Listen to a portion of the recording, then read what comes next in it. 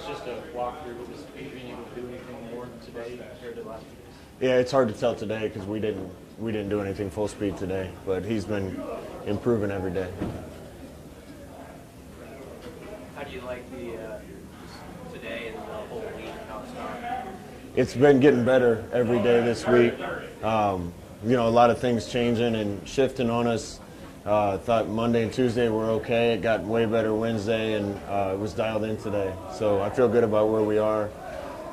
We got to play a physical game. We got to be tough up front on both sides. We got to not make the mistakes to get ourselves beat, and they took a big step toward that today. Paul and Andrew, what have you seen out of him this week and how he's looked? He's looked great. Yeah, he looked really good when he came in. That was a tough situation he came into the other day, and he operated well. He got us down through a pass that probably should have won us the game, and then got us down in striking distance to win the game again a second time. So if it's him, we're gonna run our offense. And when he's had his opportunities, looked really good. I know you guys have been around him for a while, obviously, but as he gets a lot of reps this week, have you learned even maybe a little bit more about what he does best or what he Everything we want to do with our offense, he does pretty well. The key for him, I think, is getting reps. When he was getting equal reps to the other two guys in camp, he was right in the mix with those guys. It's a shame we weren't able to get him more reps through the end of camp and everything, but with added reps this week, he was reminding me why he was at least in the conversation at the beginning of camp and through spring ball. With special teams, Javon said the other day it was just some little detail items here and there. Is that kind of what you saw when you look back at some of the flags and stuff that happened in that game? Yeah, little detail items in every phase of our game, trying to get guys to understand that little things lead to big things. Those little things, if it's one of them, aren't that big a deal, but when you make that many little mistakes, you take away any one of them, and that last game is probably different. So hopefully our guys have learned their lesson about that. We can't have penalties on special teams. We got to have better starting field position.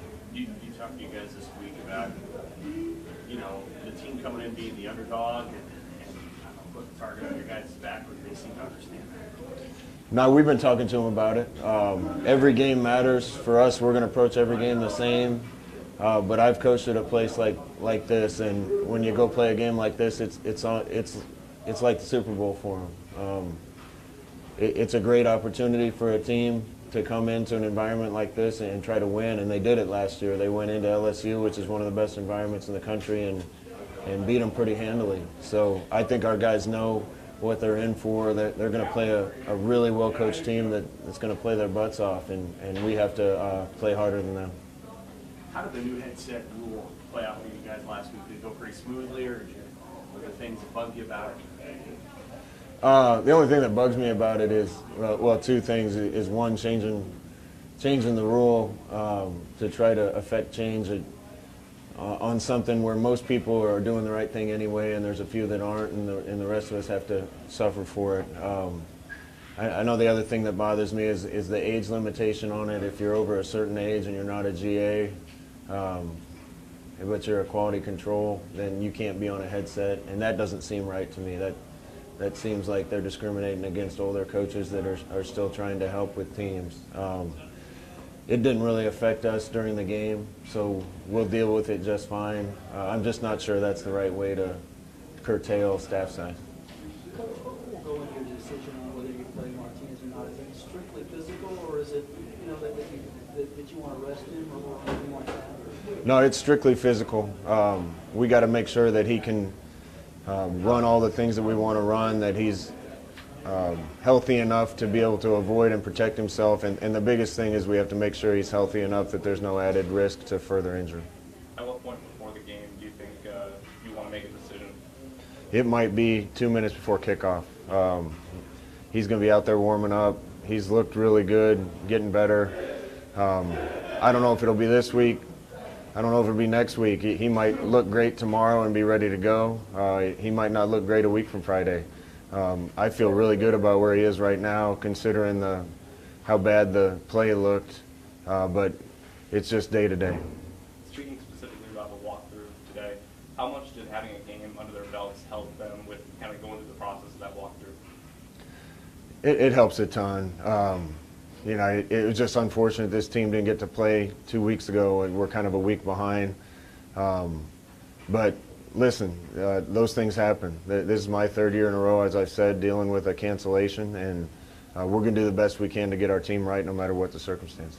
Troy was saying you guys put a little extra emphasis on ball security drills this week to try to cut back on the fumbles. How'd you like the way the backs responded? Yeah, it's hard to say we put more emphasis on it because we've been emphasizing it a lot, but sometimes kids don't really believe you how important something is until they see it happen. And I think the whole team now understands that, among other things, coughing 2 balls up is part of what got us beat. So it's not just your decision, but has there been progress on finding a 12th game, and do you have a preference at this point on October versus December? You know, I don't want to schedule a game for December because I think we're going to have a chance to be in the championship game. And scheduling a game in December, I don't want our kids thinking we're not going to be in the championship. We need to be in the championship game. So that leaves us October. It's not ideal to play 12 straight weeks. They don't really do that in the NFL. But if that's the hand we're dealt, so be it. These kids have practiced hard enough and worked hard enough. They deserve to have a full slate of games in 12 games. So administration's dealing with that, and we'll play whoever they line up for us. I know there's been a lot of people that have talked about it. I wanted to get your thought. I mean, would you consider with UCF sharing a bye week? Is that something that you and your staff would feel comfortable with? We'll play whoever they get us to play. I know UCF doesn't have a true bye week. It's a short week the next week. The hardest part for me is that if anybody on either team got hurt or anything bad happened to any kid on either team, I'd be brokenhearted. I still love those kids down there that are playing at UCF so much, rooting for them.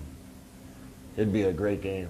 I think it'd be an evenly matched game of 2 really good teams. But personally, I'd cringe a little when our defensive end hit their quarterback, and that's not how you want to go into a game. Anything else?